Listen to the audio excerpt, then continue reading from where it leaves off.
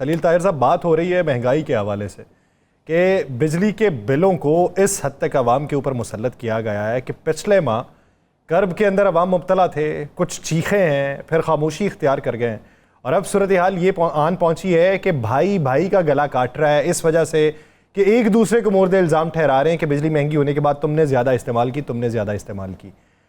हुकूमत इस ज़मन के अंदर क्या उन लोगों की दादरसी करेगी जो होती हुई दिखाई नहीं दे रही? जी बहुत शुक्रिया। सबसे पहले तो मैं शुक्रगुजार हूँ आपका, खासतौर पे अपने भाई का। बड़े गुस्से में होते हैं हमेशा, लेकिन हमारे तो उस्तादों की तरह है। राणा अजीम साहब, इन्होंने बहुत कुछ हमने इनसे सीखा हुआ है, इनको पता है। और सारी इससे पॉलिटिक्स का भी 4 दफा मिनिस्टर पंजाब में भी रहा हूँ, अब सेनेटर बना दिया। आपकी बात बिल्कुल दुरुस्त है। और जो राणा साहब भी कर रहे थे, उनकी ये अंदर का जो एक, ये नहीं कि वो किसी के साथ कोई एनिमोसिटी है या एनिमोसिटी फीलिंग्स है, बिल्कुल दुरुस्त बात है कि वाकई बहुत महंगाई हो चुकी है। But the problem is that कि हम सबको इज्तिमाई तौर पर ये देखना पड़ेगा। एक लफ्ज होता है जब हम पढ़ते थे कि रेफरेंस टू द कॉन्टेक्स्ट, सैको सबाक के हवाले से, कि क्या रीजंस क्या बनी, क्या 2017 के बाद क्या हुआ, क्या ऐसा कि जो पाकिस्तान में चीजें जो थी इस कदर आसमान से बातें करने लगी। वाकई एक आम आदमी जो कॉमन मैन है, उसका जिस्म और रूह का रिश्ता बरकरार रखना मुश्किल हो गया है। जिस केस की आप बात करें, कल मैंने देखा गुजरांवाला में एक भाई ने अपने भाई को मार दिया। तो मगर इस हद तक बात पहुंच जाए तो ये क़यामत से कम नहीं है। लेकिन इसके लिए अब हल क्या है, सोल्यूशन क्या है? इसमें हल सिर्फ यही है कि जो भी जिस तरह से भी होता है, हालांकि ये जाते जाते वो जब शेखर शी ने कहा, राणा साहब को याद होगा कि हम बारूदी सुरंगें बचा के जा रहे हैं, फिर IMF से उन्होंने वादा कैंसिल किया, व्हाटएवर। अच्छा, IMF क्यों जरूरी है as a student of international law?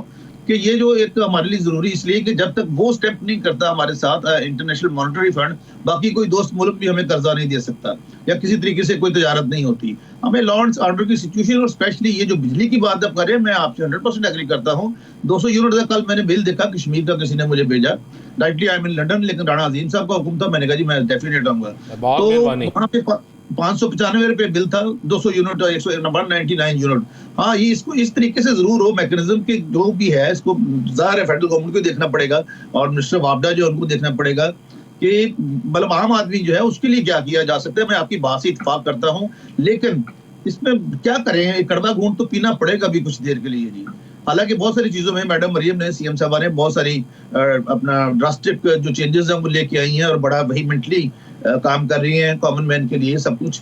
लेकिन ये बहुत बड़ा एक अलमिया है और मैं इसमें एग्री करता हूँ वेहीमेंटली आपके साथ कि इसके लिए क्या किया जा सकता है कि मतलब ये। लेकिन हाँ, कोई ना कोई प्रैक्टिकल स्टेप्स जो है, ये जो टैक्स नेटवर्क का है, इसमें राणा साहब भी जानते हैं, सर आप भी जानते हैं कि बहुत सारे लोग हैं जो बैंकों में पैसे नहीं रखते, यहाँ से बिजनेस निकाल के अपना ले गए हैं। तो जब तक पूरे वर्ल्ड में, right no I am sitting in London, यहाँ पे भी देखिए आप जो भी टैक्स देता है वो इसलिए देता है ताकि उसकी जिंदगी खुशहाल हो। हमारे ये कल्चर ही परवान नहीं चढ़ा और शायद इसको असिस्ट भी किसी तरीके से गवर्नमेंटों ने किया होगा डेफिनेट। राणा अजीम साहब को पता है मेरा, और सर आपको भी, कि मेरा फैब्रिक नहीं कि मैं ऐसे किसी की तारीफ करता जाऊं। No no, not at all. ये जस्ट डेफिनेट हुआ होगा ऐसा, कहता तभी इस हालात तक, इस नहाई तक हालात पहुंच चुके हैं। हलील ताहिर साहब, क्योंकि आप हमेशा जब मिनिस्टर पंजाब में रहे, वफाक में आप गए हैं और आपने हमेशा राइट पे बात की और कई ऐसे मामला पे भी खुल के सामने आ गए जो आपको अच्छे नहीं लगे, बेशक आपकी हुकूमत के जो भी हो। मुझे ये तो बता दे, शहबाज शरीफ साहब वज़ीर आज़म थे जी तहरीक अदम एतमाद के बाद जी, उसके बाद आहा चीमा साहब निगरान सेटअप में थे जी, वाद अहमद फवाद साहब निगरान सेटअप में थे, बहुत से आपकी पार्टी से वाबस्तगी रखने वाले लोग थे जी, जी। आप सबको पता था कि बारूदी सुरंगें बिक चुकी हैं। इसके बावजूद भी मियाँ साहब जब तकारीर फरमाते थे रोटी 4 रुपये की, सब्जियाँ 10 रुपये की, बिजली का यूनिट इंतहाई सस्ता, क्या उस वक्त इन्हें इल्म नहीं था या फिर ये सारे सियासी नारे थे? राणा साहब, मैं बसात एहतराम आपके कॉन्फिडेंशियल बात बताने लगा हूँ शायद, लेकिन बतानी चाहिए, आपको वैसे ही पता होता है हर चीज का, you are well aware person. उस वक्त जब जिस रात आर्टिकल 95 कॉन्स्टिट्यूशन ऑफ पाकिस्तान के तहत नो कॉन्फिडेंस कामयाब हो गई, तो बड़े मियाँ साहब ने, मियाँ नवाज शरीफ साहब ने कहा था कि गवर्नमेंट तोड़ दी जाए और इस पे अभी नए इलेक्शन करवाए जाए, क्योंकि उस वक्त सिचुएशन ये थी कि लोग टकरे मार रहे थे, मतलब उस वक्त ही भूख की वजह से और ये सारा।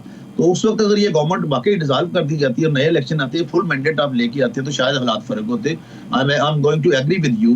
तो लेकिन मैं तो इस लेवल पे मेरी पहुंच नहीं है कि मैं वहां के फैसले कर सकूं या बदल सकूं। लेकिन इस बात का मुझे जरूर पता, जो मैं आपसे कह रहा हूँ ऑन एयर, कि बड़े मियाँ साहब ये चाहते थे कि जब नो कॉन्फिडेंस होगी या कामयाब, तो गवर्नमेंट को अभी नए सिरे से इलेक्शन करवा लेने चाहिए। तो ये शायद मेरा ख्याल है कि उस वक्त ये हो जाता तो ज्यादा अच्छा था, जो मियां नवाज शरीफ साहब ने फरमाया था। क्योंकि जब आप 2/3 मेजोरिटी के साथ किसी के पास जाएंगे, चाहे वो खान साहब हो, हम हो, कोई भी हो, तो आपका एक अंदाज भी बैठने का, बात करने का डिफरेंट होगा।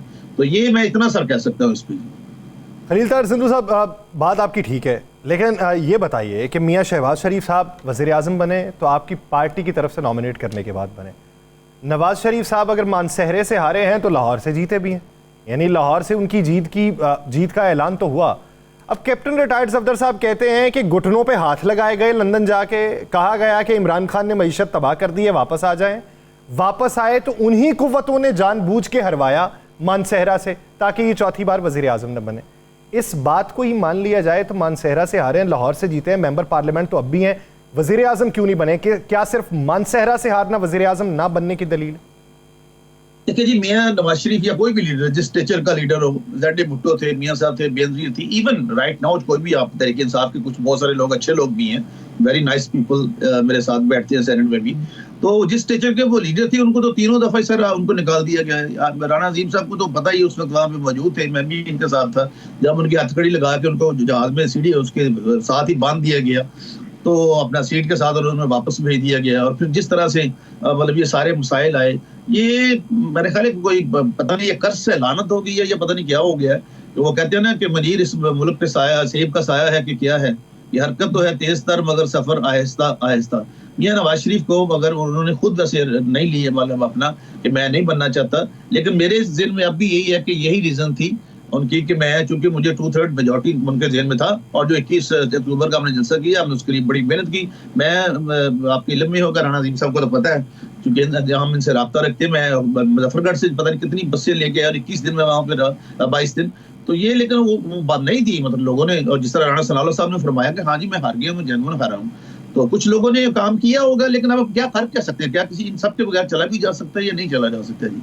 ये भी मैं राणा अजीम साहब से बल्कि रहनुमाई चाहूंगा कि ये क्या हो रहा है, मतलब इस तरीके से। अब मुझे तो वैसे मेरी जाती राय ये है कि सबको बैठ जाना चाहिए और सब एक दूसरे को एक्सेप्ट कर लेना चाहिए और एक जगह पे बैठ के ये आपकी बात बहुत अच्छी है, बहुत अच्छी आपने बात की है कि सबको बैठ जाना चाहिए इस वतन के लिए और सबको एक जगह इकट्ठे होना चाहिए। क्या ये बात, ये सोच आपकी पार्टी के अंदर भी होनी चाहिए?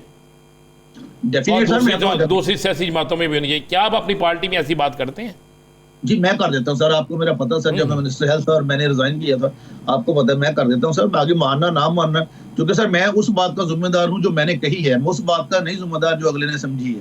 तो मैं तो आपको पता जी, मैं चूंकि अपने दामन पे, और आप मुझे हमेशा मोहब्बत भी करते हैं, प्यार भी करते हैं, आपने हमेशा कहा कि चलो एक बात तो है ना कि हमारे भाई ने अपने ऊपर कोई ऐसा कोई दाग धब्बा नहीं लगने दिया, तो शुक्र है खुदावंद का। लेकिन मैं सर कह देता हूँ, बात का जो मुकालमा होता है उसको करना चाहिए। आप भी सारा का डायलॉग ना हुआ तो फिर शायद वो कहते हैं ना, इलामा इकबाल साहब ने फरमाया था कि तुम्हारी दास्तान भी ना होगी दास्तानों में, फिर मसला बहुत आगे निकल चुका होगा, बहुत बिगड़ चुका होगा। अच्छा खलील ताहिर साहब, जिस तरीके से आपके पुराने दोस्त हैं आसिफ किरमानी साहब, अब भी दोस्त होंगे, पुराने दोस्त से मुराद ये है कि एक पुराना ताल्लुक है उनके साथ, वो कहते हैं कि ये नवाज शरीफ वो वाला नवाज शरीफ नहीं है कि जिसकी ज़ेर क़यादत हमने अपनी सियासत को चलाया था। उनकी बातों की तायीद करते हैं या आपको ये लगता है कि आसिफ किरमानी साहब इन दिनों मुगालते में? नहीं, मैं आसिफ किरमानी साहब की बहुत इज्जत करता हूँ, मैं उनके बारे में कोई भी रिमार्क्स नहीं दूंगा, बल्कि मुझसे ज्यादा राणा साहब को जानते हैं, जब वो माल्टाउन 180 पे होते थे और सारा कुछ बहुत सारी चीजों का जो यहाँ पे नहीं की जा सकती।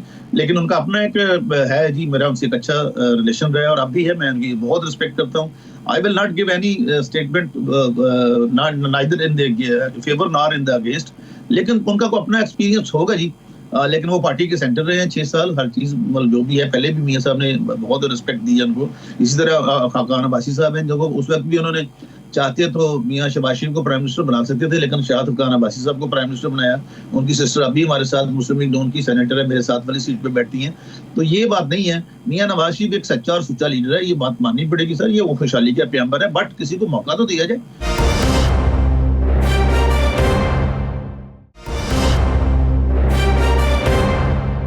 आप क्या समझते हैं कि मियां साहब अब इस मौजूदा सियासी हालात से खुश हैं? और अभी आपने कहा कि तुम्हारी दास्तान तक भी ना होगी दास्तानों में, ये कुछ होता तो हमें भी नज़र आ रहा है और ये बहुत जल्द होता नज़र आ रहा है, तो क्या ये सियासी जमातों को नज़र नहीं आ रहा? सर हम तो कहते हैं सर, हमने तो खान साहब से भी सबसे पहले, आपको पता है शहबाज शरीफ साहब ने, राणा साहब उनसे कहा था कि आप पीपल्स पार्टी के साथ मिलकर हुकूमत बना लें, लेकिन उन्होंने नहीं बनाई। वो बल्कि कहते हैं कि मैं इन 3 जमातों के साथ बैठना ही नहीं चाहता। जिनसे सर वो बैठना चाहते हैं राणा साहब, वो उनके साथ नहीं बैठना चाहते। उनका 50% काम हो गया है कि मतलब ये मान गए हैं, वो नहीं मान रहे। ये सीधी सीधी बात है सर। इस हद तक जब चले जाते हैं, बढ़ जाते हैं सब, जो आपने आपका जो फंडामेंटल क्वेश्चन है कि हमको समझ सबको ही आ रही है सर। अभी मेरा जो ख्याल है कि कोई बिठाने वाला कौन हो, आज अब भी चाहिए मियां नवाज शरीफ, जरदारी साहब और इनको खान साहब को भी चाहिए कि सारे मिलके बैठ के कोई ना कोई अब भी हल निकल सकता sir. There are so many good people, those who are not involve in the incident of the 9th May। There are so many good people जिन्होंने कंडेम किया उसको सर। तो इसलिए अब भी अगर ना वहां बाकी कुत्तों को उठा लेना चाहिए, कुछ भी नहीं सर बिगड़ेगा, कुछ भी नहीं बिगड़ेगा। लोग करते sir, there are examples of different countries internationally कि गवर्नमेंट भी साथ होती है, जजेस भी बैठते हैं और आर्मी भी बैठती है। बजाय इसके कि हम करते करते सर, देखिए कॉमन मैन की तो बात हो नहीं रही। फिर भी जो आपने कहा, मैं आपकी बात को दोबारा आपको सेकंड हिस्ट्री सर कर रहा हूँ राणा साहब, राणा अजीम साहब, कि कॉमन मैन की बात हो ना, जिसने बेचारे जिसके लिए मुल्क बना है, जिसने जीना है, जिसने यहाँ पे मरना है, जिसने यहाँ पे दफन होना है, अगर उसका मतलब अपना जिस्म और रूह का रिश्ता ही बरकरार नहीं रख सकते हम, तो फिर व्हाट इज द बेनिफिट। अच्छा खलील ताहिर साहब, एक चीज़ बताइएगा, अभी राना सनाउल्लाह साहब ने फ्रांस के अंदर ये बात की है कि जब हमारे ऊपर मुकदमात बनाए गए थे और हम पाबंदे सलासिल थे, तो उस वक्त स्टैब्लिशमेंट को इमरान खान ये कह रहे थे कि इनको फांसियाँ दो, जिसकी बुनियाद के ऊपर क्लैश बना और अदम एतमाद की तहरीक लाई गई। ये बात अब मंजर आम पे आई है। हाँ, उस वक्त ये कहा जा रहा था कि राणा साहब पे जो केस बना हुआ है उसकी सजा तो फांसी बनती है, लेकिन दीगर की बात नहीं हुई थी। राणा साहब अब आके जो इसका इंकशाफ कर रहे हैं, ये एक पॉलिटिकल स्टेटमेंट है या जेन्युइन है? नहीं सर, ये जेन्युइन इसलिए है कि मैं I was the lawyer of the Rana साहब, और आपके बहुत सारे एंकर्स ने, बल्कि majority of the media persons, आप मीडिया हमारे माशरे की आंखें, चेहरा और हाथ है, आप सब ने लिखा भी था, सब कुछ लिखा, और जो भी लिखा कि वो बेगना, और वाकई कोई और उस पे केस डाल देते तो शायद लोग मान जाते। ये ना हजम होने वाला केस था। लेकिन इस लेवल पे चले जाना कि आप उनको अगर मतलब जो कमरा था उसके साथ पूरी जेल की रोटियां पकती थी, वो कमरा उनको गर्म कमरा दिया हुआ था, और नीचे चीनी फेंक देते थे आके रात को इसको कीड़ियां लड़े आके ना। इस हद तक मुझे नहीं पता why Imran Khan is so sadist कि इस लेवल पे चले जाना। वो खुद तो देखे ना, हमें तो कोई इतराज नहीं। लोग कहते हैं जी फलां खा रहे फलां खा रहे, भाई ये माइनर बातें, बैठी बातें हैं, ठीक है, उस आपका वज़ीर आज़म अगर उसको सहूलियत मिली है बेशक और दे दें, नो प्रॉब्लम। लेकिन ये बात नहीं है, हर इंसान को हम एक दूसरे को एक्सेप्ट जरूर करना चाहिए, बर्दाश्त ना करें, एक्सेप्ट कर लें। टॉलरेंस बाद में आती है, एक्सेप्टेंस पहले आती है। हाँ, ये बात दुरुस्त है कि वो राणा सनाउल्लाह को अपने राह से हटाना चाहता था हर तरीके से, ये राणा साहब ने मुझे भी बताया था, और इसमें और बहुत सारी बातें हैं जो मैं कभी आता हूँ वापस तो राणा साहब से बैठ के एक करके प्रेस क्लब के पकौड़े खा लेंगे, दूसरा बताऊंगा बहुत सारी बातें।